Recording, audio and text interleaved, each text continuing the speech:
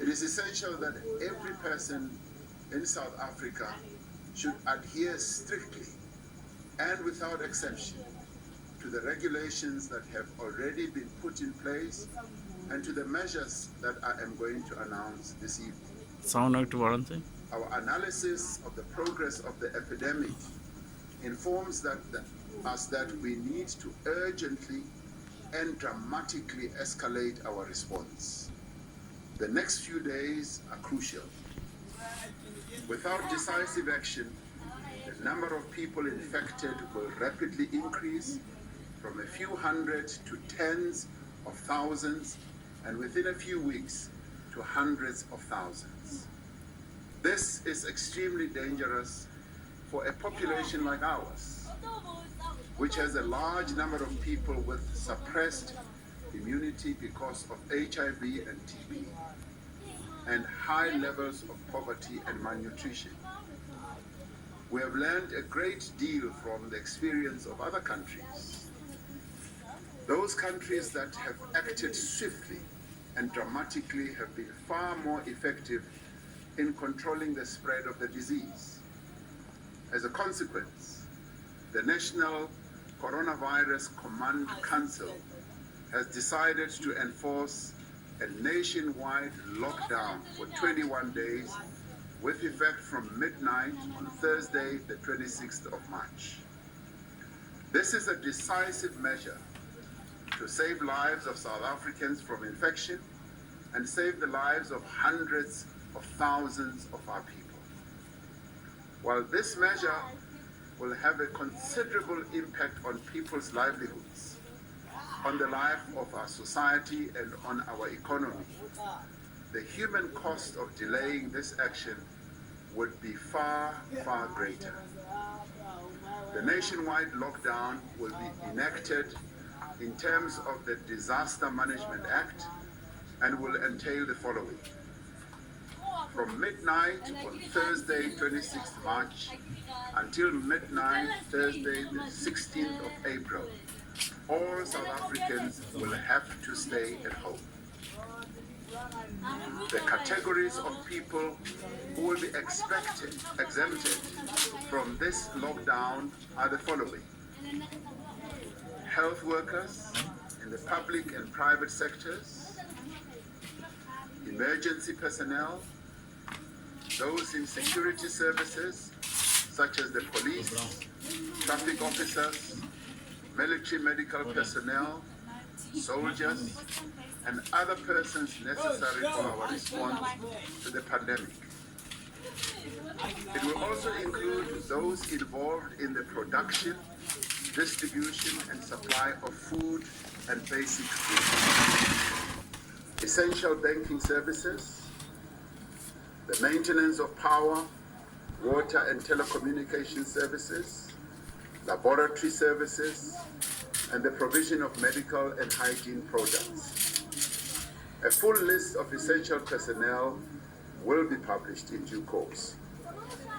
Individuals will not be allowed to leave their homes except under strictly controlled circumstances, such as to seek medical care, buy food, medicine and other supplies, or collect a social grant. Temporary shelters that meet the necessary hygiene standards will be identified for homeless people. Sites are also being identified for quarantine and self-isolation for people who cannot self-isolate at home. All shops and businesses will be closed, except for pharmacies, laboratories, banks, essential financial payment services, including the JSE, supermarkets, petrol stations, and healthcare providers. Companies that are essential to the production and transportation of food, basic goods, and medical supplies will remain open. We will publish a full list of the categories of businesses that should remain open.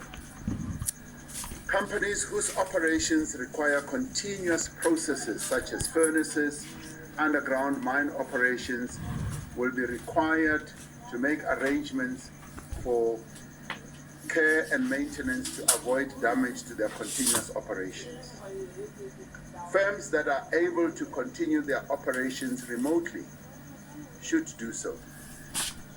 Provision will be made for essential transport services to continue, including transport for essential staff and for patients who need to be managed elsewhere. The nationwide lockdown is necessary to fundamentally disrupt the chain of transmission across society. I have accordingly directed the South African National Defence Force to be deployed to support the South African Police Service in ensuring that the measures we are announcing are implemented. This nationwide lockdown will be accompanied by a public health management program which will significantly increase screening, testing, contact tracing, and medical management. Community health teams will focus on expanding screening and testing where people live, focusing first on high density and high risk areas. To ensure that hospitals are not overwhelmed, a system will be put in place for centralized patient management for severe cases and decentralized primary care for mild cases. Emergency water supplies using water storage tanks, water tankers, boreholes and communal standpipes are being provided to informal settlements and rural areas. A number of additional measures will be implemented with immediate effect to strengthen prevention measures.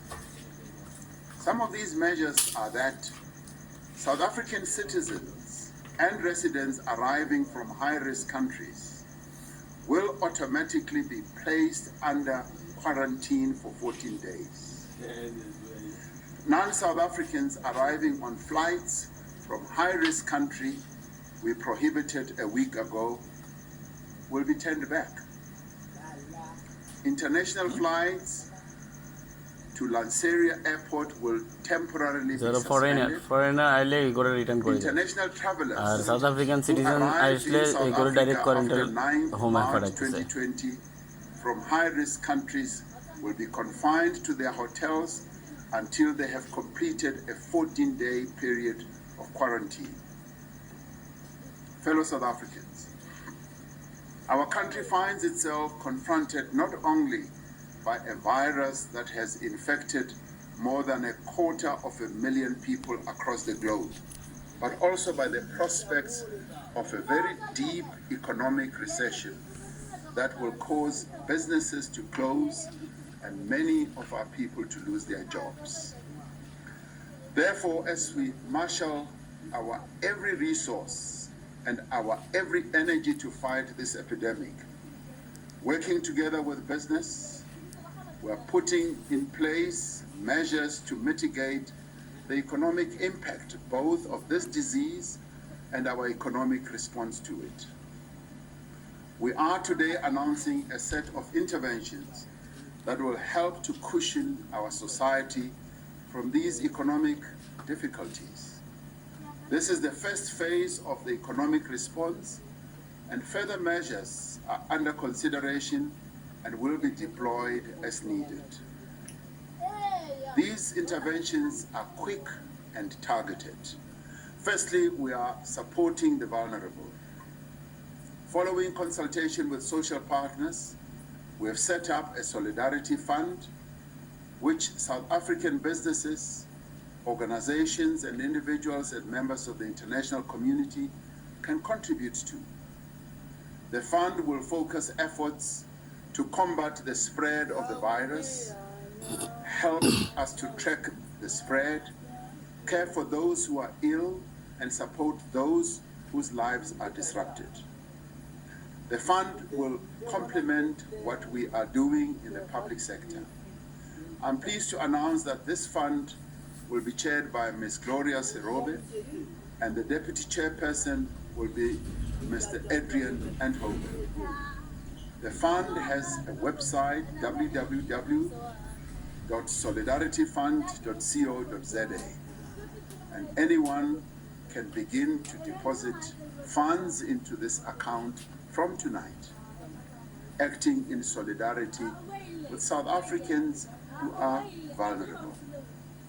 The fund will be administered by a reputable team of people drawn from financial institutions, accounting firms, and government. It will fully account for every cent contributed and will publish the details on the website.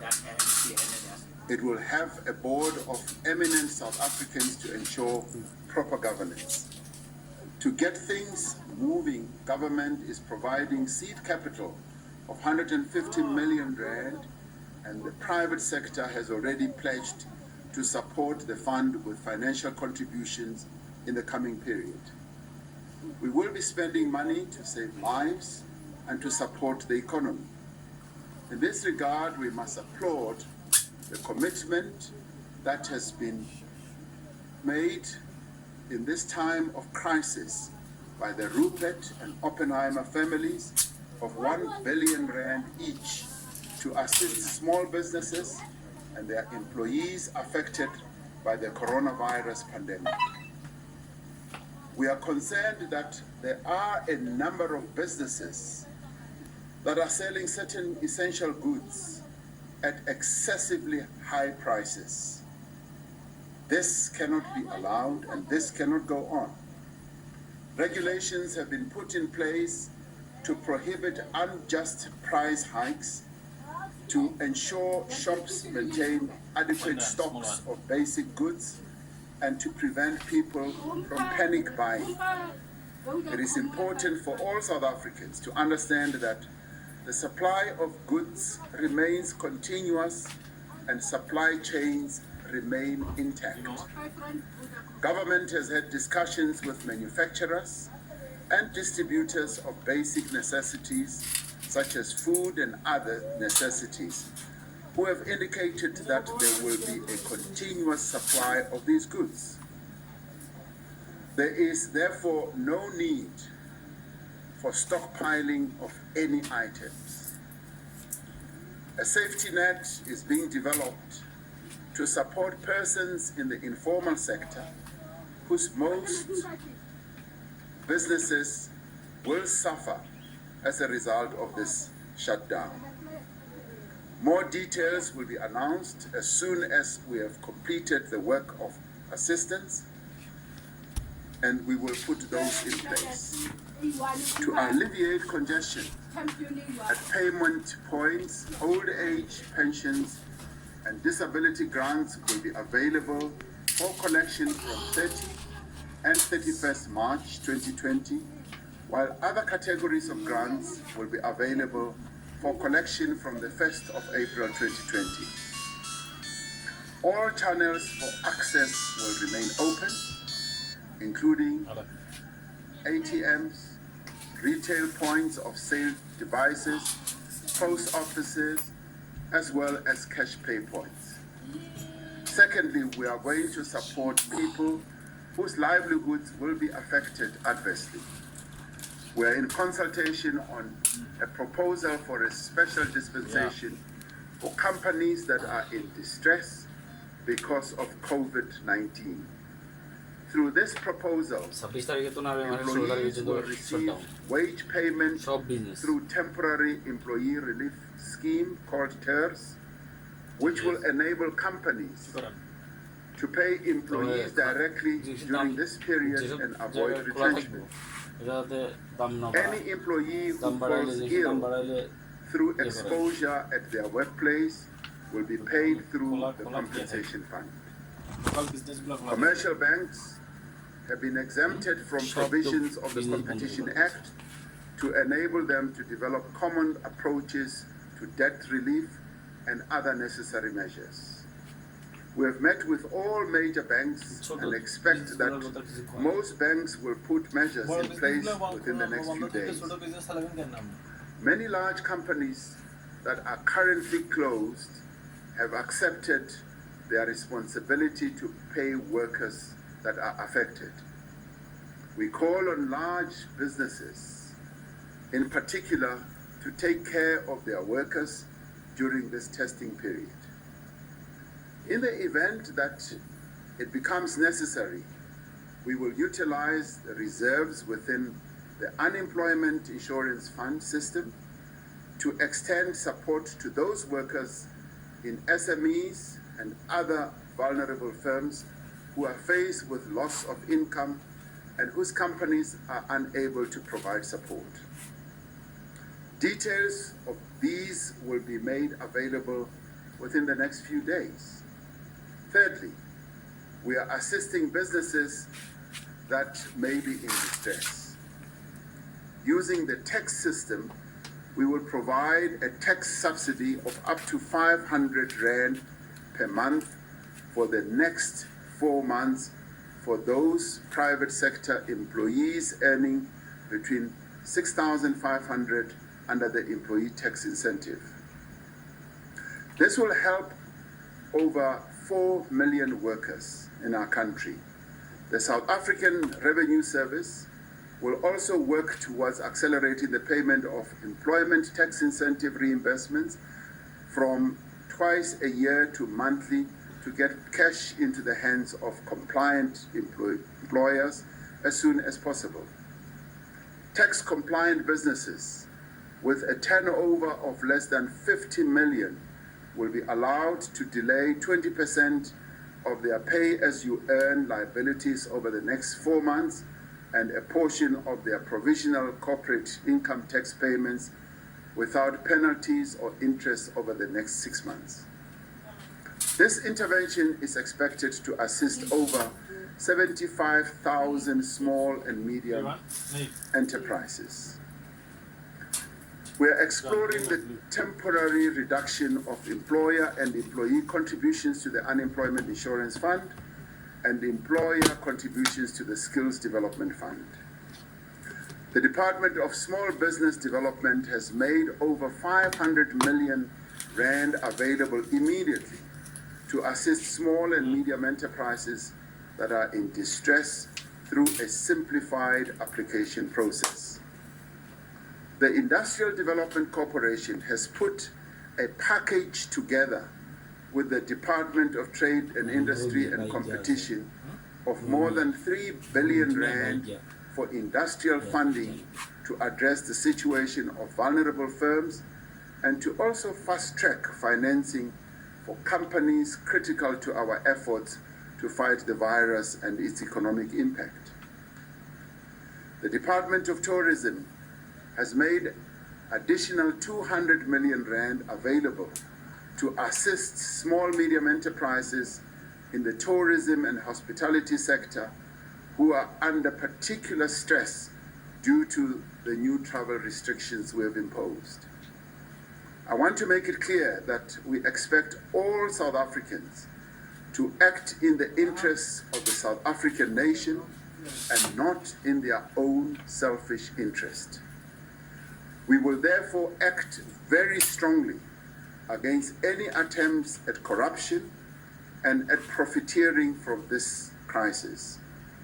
I've directed that special units of the National Prosecuting Agency be put together to act immediately and arrest those against who we find evidence of corruption.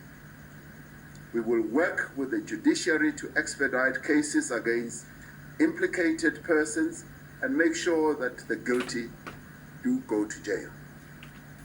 South Africa has a safe, sound, well-regulated and resilient financial sector. Since the global financial crisis, we have taken steps to strengthen the banking system, including increasing capital, improving liquidity, and reducing leverage. With a strong financial sector and deep and liquid domestic capital markets, we have the space to provide support to the real economy. We can make sure money flows to firms and households. We can ensure that our markets are efficient. Last week, in line with the constitutional mandate that the Reserve Bank has It cut the repo rate by 100 basic points. This will provide relief to consumers and businesses with a lower interest rate. The South African Reserve Bank has also proactively provided additional liquidity to the financial system. The governor has assured me that the bank is ready to do whatever it takes to ensure the financial sector operates well during this very difficult time. The banking system will remain open, the JSE will continue to function, the national payment system will continue to operate, and the Reserve Bank and the commercial banks will ensure that the banknotes and coins remain available. The action we are taking now will have lasting economic costs, but we are convinced that the cost of not acting now will be far much greater. We will prioritize the lives and the livelihoods of our people above all else, and will use all of the measures that are within our power to protect our people from the economic consequences of this pandemic. In the days, weeks, and months ahead, our resolve, our resourcefulness, and our unity as a nation is going to be put to a test as never before. I call on all of us, one and all, to play our part and our role as South Africans, to be courageous, to be patient, and above all, to show solidarity and compassion to one another. Let us never despair despite the challenges that our country is facing now.